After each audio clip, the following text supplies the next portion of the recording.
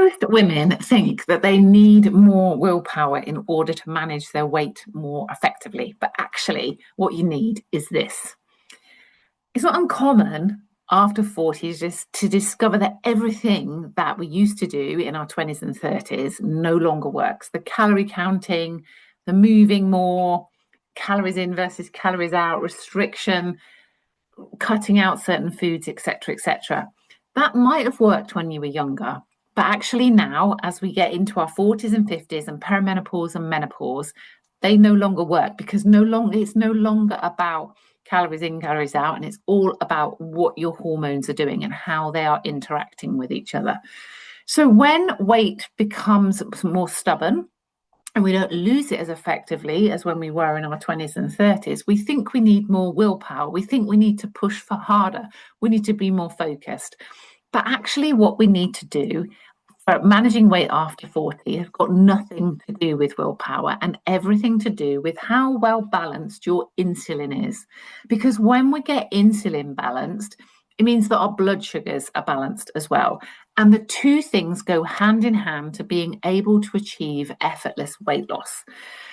Better blood sugar balance, better blood glucose balance equals better insulin balance, which means when insulin is low and balanced, we produce the right hormones to tell us we're full and to tell us we're full for longer.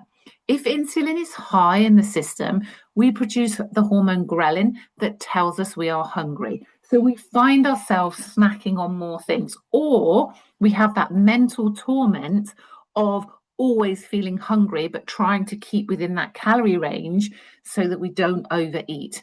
And then that kind of mental food chatter in our head, what can we have? What can we eat that's going to help us keep in our calorie range?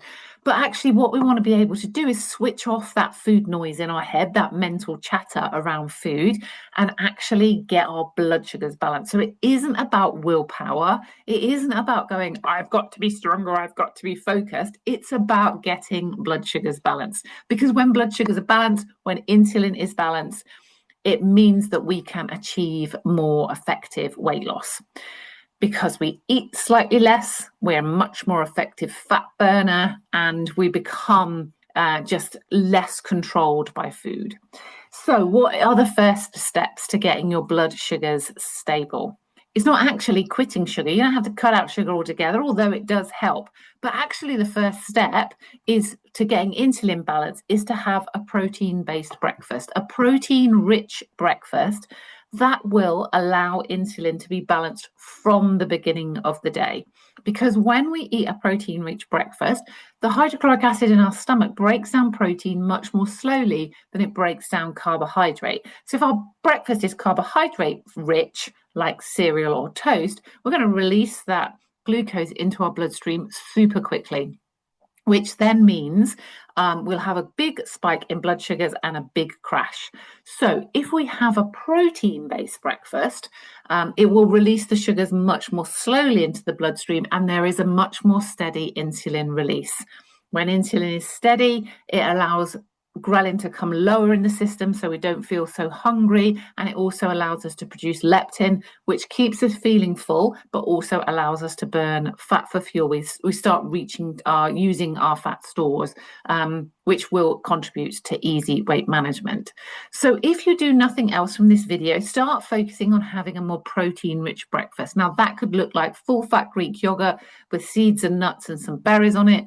It could look like stirring full-fat Greek yogurt through porridge to give it more protein. It could be stirring protein powder through porridge if you're a porridge eater, but equally as much it can be more savory like eggs or omelette or scrambled eggs. It could be a sausage and bacon with some avocado, for example. Always trying to make sure you have some colors on your plate, but equally as much the protein, the plate is majority protein. It's a protein-rich breakfast. That's going to allow the hydrochloric acid to break the protein down more steadily and release the glucose into the bloodstream more steadily. It's going to keep your insulin balanced. It's going to get rid of the mid-morning cravings. It's going to get rid of the mid-afternoon slump. It's going to allow you to keep blood sugars steady for the rest of the day. And then it's going to get rid of that food chatter in your head, the food noise, that will mean that you're not reaching for anywhere near as many snacks or any snacks at all. Quite a lot of my clients report when they start following that simple breakfast strategy that they don't find themselves thinking about food until lunchtime. So I really want you to start thinking about a protein-based breakfast, because that is the one thing that is going to help you get rid of the willpower completely. And just when insulin is balanced, when blood sugars are balanced, you don't even think about food.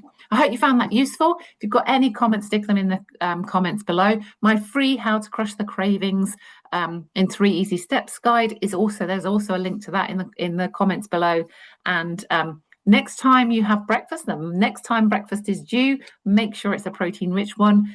Test it and see how well it keeps your blood sugars balanced for the rest of the day, because you will find yourself naturally reducing the amount that you consume. Insulin will be balanced, the hormones will be at the right level, and you will become a more effective fat burner. I hope you found that useful, and I'll look forward to speaking to you very soon. Take care. Bye-bye.